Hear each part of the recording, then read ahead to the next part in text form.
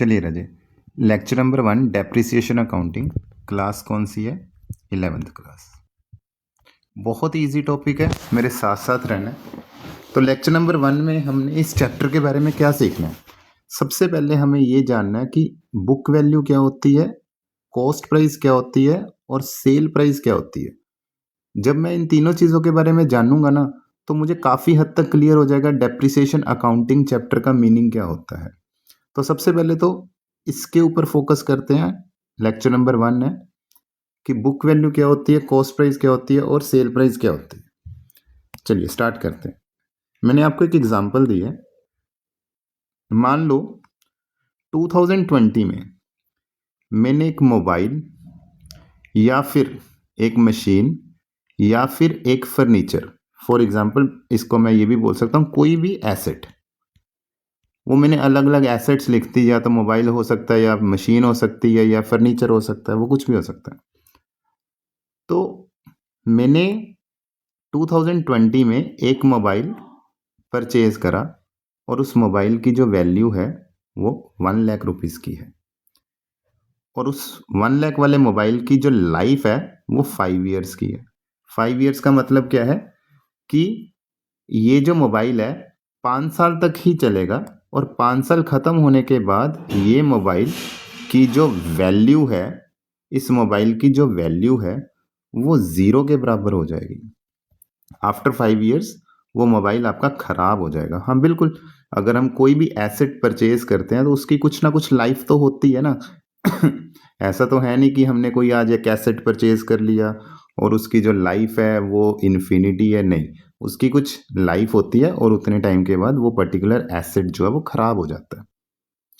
अच्छा, उसके बाद क्वेश्चन कह रहा है कि मैंने 2020 में एक मशीन खरीदी थी 1 लाख की, उसकी जो लाइफ है वो 5 ईयर्स की है, लेकिन 2 साल ख़त्म होने के बाद मैंने उस मशीन को, उस एसेट को 56,000 रुपीज़ में सेल कर दिया।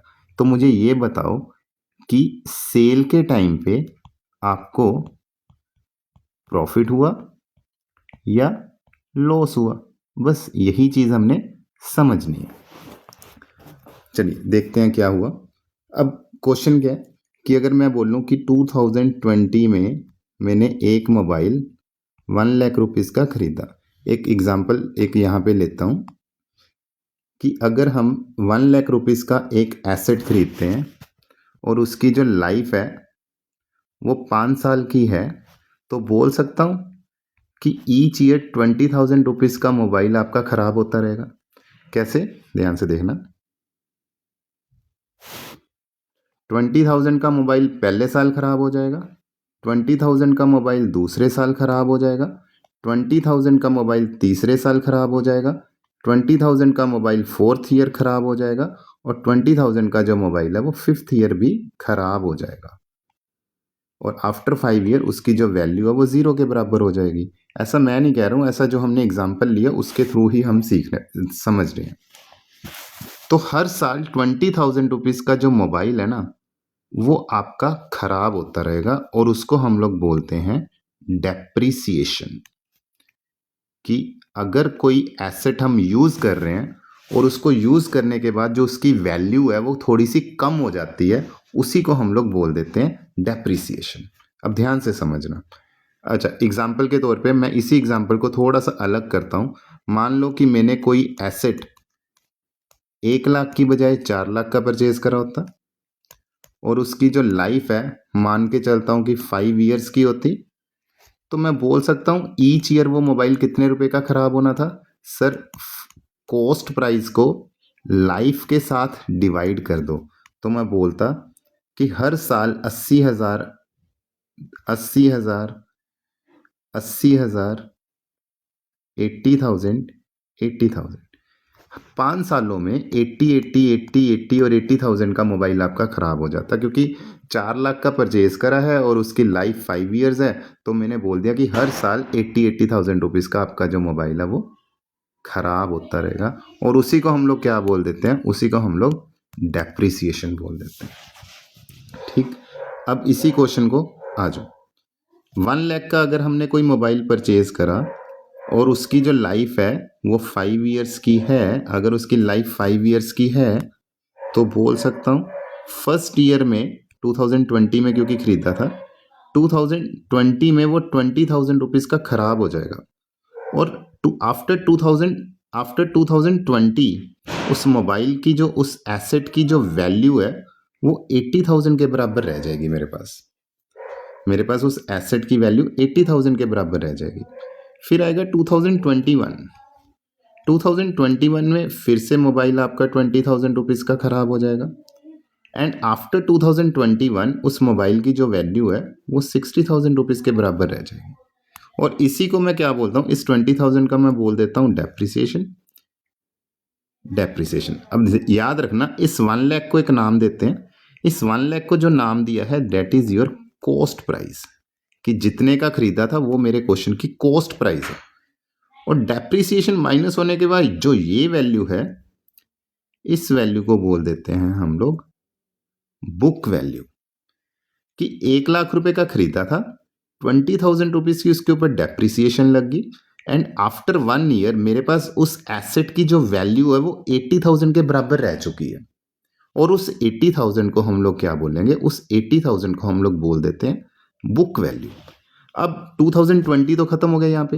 अब 2021 में फिर से मैं मोबाइल या अपना एसेट है उसको यूज़ तो कर ही रहा हूँ।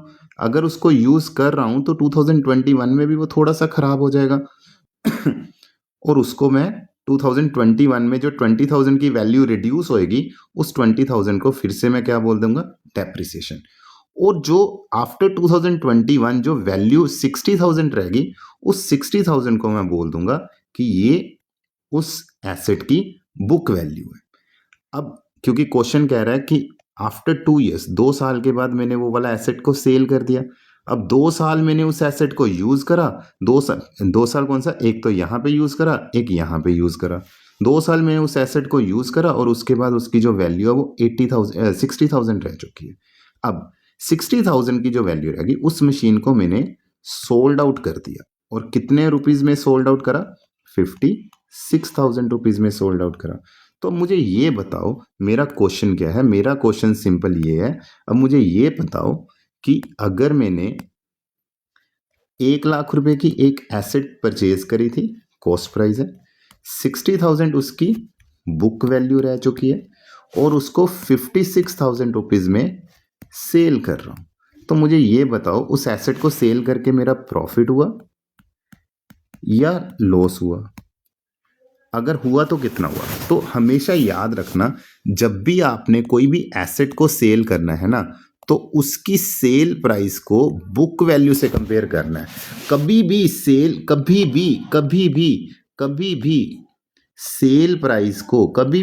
प्राइस को कॉस्ट प्राइस के साथ कंपेयर मत कर देना। हमेशा always compare book value with the sale value. क्यों भाई? बेटा जी, हमने मोबाइल खरीदा था यहाँ पे, मैंने 2 साल उसको यूज़ करा। जब मैंने उसको 2 साल यूज़ करा तो मैंने उसका 2 साल मोबाइल यूज़ करा तो मैंने मोबाइल को थोड़ा सा ख़राब कर दिया। ख़राब करने के बाद उसकी जो कीमत है वो 60,000 रुपीज़ की रह चुकी है। अब मैं 60,000 को अगर 56,000 में सेल कर रहा हूँ तो देयरफॉर मैं बोल सकता हूँ कि मेरा लॉस 4,000 रुपये हुआ है। अब कुछ बच्चे क्या बोलते हैं, सर हमने 1 लाख वाली एसेट को 56,000 में सेल करा है तो हमारा 44,000 का लॉस हुआ है, जो कि बिल्कुल गलत है, ऐसा नहीं है। तो अगर मैं बोलूं कि 60,000 जो उसकी बुक वैल्यू है उसको मैंने 56,000 में सेल करा है तो मेरा 4,000 का लॉस हुआ है, that is a correct answer. अब एक और एग्जाम्पल के थ्रू समझने की कोशिश करते हैं। अब ध्यान से सुनना। मान लो कि मैंने एक मशीन परचेज करी और जिसकी वैल्यू है 2 लाख रुपीज़ और उसकी जो लाइफ है वो है 10 ईयर्स। अच्छा, मशीन जो मैंने परचेज करी है वो करी है 2018 में। अब क्वेश्चन कह रहा है आफ्टर 4 ईयर्स मैंने उसको सेल कर दिया, और वो भी कितने रुपीज़ में सेल करा है, मैंने उसको सेल कर दिया है 1,50,000 में। आफ्टर 4 ईयर्स, 4 साल के बाद मैंने उसको 1,50,000 में सेल कर दिया। तो मुझे ये बताओ कि प्रॉफिट हुआ या लॉस हुआ सेल के टाइम पे। चलिए अब इसको मैं क्या बोलूँगा, मैं इसको बोलूँगा कि मैंने एक मशीन 2 लाख रुपीज़ की परचेज करी 2018 में। तो 2018 में आपने उसको यूज़ करा होगा तो 2018 की डेप्रिसिएशन लगेगी, 2019 की भी डेप्रिसिएशन लगेगी, 2020 की भी डेप्रिसिएशन लगेगी, 2021 की भी डेप्रिसिएशन लगेगी, क्योंकि आपने 2018 में इसको परचेज करा है। तो 2018 में अगर हमने उसको परचेज करा है तो डेप्रिसिएशन 2018 की लगेगी, 2019 की, 2020 की, 2021 की। अब डेप्रिसिएशन लगेगी कितनी, पॉइंट इज दिस। तो उसका फॉर्मूला क्या होता है, cost price divided by life, जिसको मैं बोल सकता हूँ कॉस्ट मेरे क्वेश्चन की कितनी है 2 लाख रुपए और उसकी जो लाइफ है वो 10 ईयर्स की है। तो हर साल वो 20,000 रुपीज़ का, हर साल वो 20,000 रुपीज़ का जो मशीन है वो मैं यूज़ करूँगा और उस यूज़ को मैं डेप्रिसिएशन बोल देता हूँ, क्योंकि उसकी वैल्यू कम हो जाएगी। तो यहाँ पे उसकी वैल्यू 20,000 से कम हो जाएगी, यहाँ पे भी उसकी वैल्यू 20,000 से कम हो जाएगी, यहाँ पे भी उसकी वैल्यू 20,000 से कम हो जाएगी, यहाँ पे भी उसकी वैल्यू 20,000 से कम हो जाएगी। अब यहाँ पे उसकी वैल्यू अब कितनी रह जाएगी, 1,80,000। इस 1,80,000 को मैं क्या बोल देता हूँ, बुक वैल्यू। इस 2 लाख को मैं क्या बोल देता हूँ, कॉस्ट प्राइस।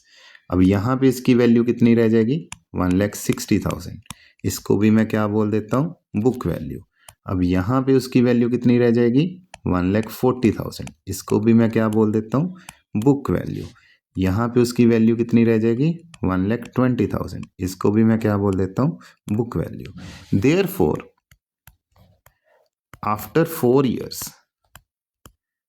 4 ईयर जो मेरी एसेट है उसकी जो बुक वैल्यू है वो 1,20,000 रुपीज़ की रह जाती है। मतलब कि खरीदी मैंने जरूर 2 लाख की थी, लेकिन उसको मैंने 4 साल यूज़ करा। 4 साल यूज़ करने के बाद उसकी कीमत 1,20,000 रुपये रहेगी।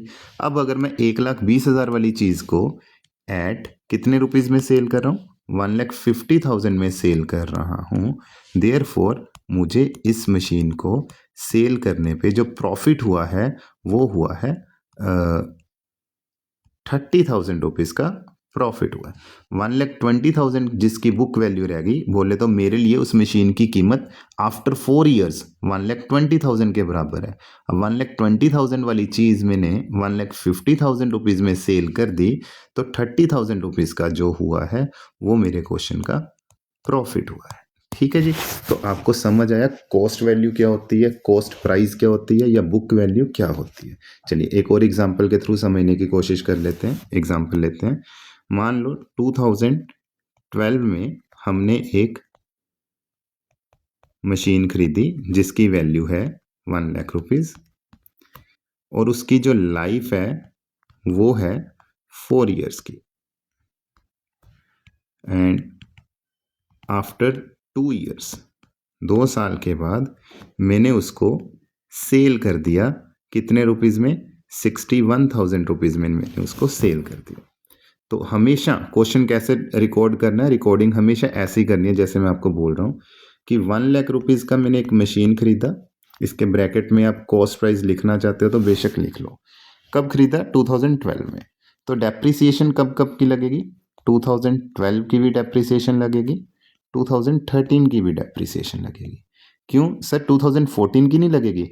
मैंने कहा 2014 की लगनी तो चाहिए, लेकिन क्वेश्चन कह रहा है कि मैंने उसको 2 साल बाद सेल कर दिया, तो मैं तो 2 साल ही उसको यूज़ करा, तो मेरे लिए तो 2 साल की ही डेप्रिसिएशन लगेगी ना। चलिए, तो 2 साल की डेप्रिसिएशन लगेगी। अब मशीन कितने की है, 1 लाख की, और उसकी लाइफ कितनी है, 4 ईयर्स।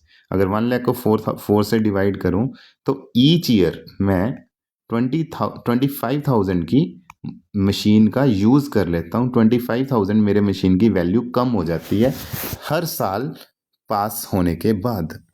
तो पहले साल उसकी वैल्यू में 25,000 की कमी आ गई, क्योंकि मैंने उसको यूज़ करा और उसकी वैल्यू 25,000 से कम होगी। और 25,000 से कम होने के बाद उसकी जो वैल्यू है वो 75,000 रुपीज़ की रहेगी।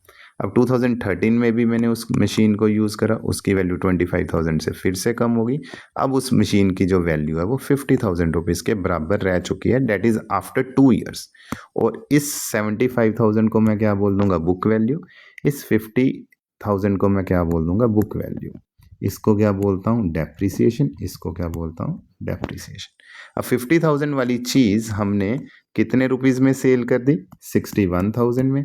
देयरफॉर मेरा जो इस क्वेश्चन में गेन हुआ है वो हुआ है 11,000 का। ठीक है जी। चल, तो अभी मैंने आपको सिंपल समझाया बुक वैल्यू क्या होती है, कॉस्ट प्राइस क्या होती है और सेल प्राइस क्या होती है। उसके बाद मैंने इसी लेक्चर में आज दूसरी चीज़ सीखनी है, वो होता है अकाउंटिंग ईयर कॉन्सेप्ट। तो अकाउंटिंग ईयर कॉन्सेप्ट क्या होता है, उसके लिए आपको लेक्चर नंबर 2 देखना है, जिसके थ्रू हम क्वेश्चन नंबर 1 भी सॉल्व कर पाएंगे। अभी सिंपल हमने ये सीखा है बुक वैल्यू क्या होती है, कॉस्ट वैल्यू क्या होती है और सेल प्राइस क्या होती है। अब दूसरा है अकाउंटिंग ईयर कॉन्सेप्ट। अब अकाउंटिंग ईयर कॉन्सेप्ट को समझने के लिए आपको मेरे साथ लेक्चर नंबर 2 में आना पड़ेगा। ठीक है बेटा।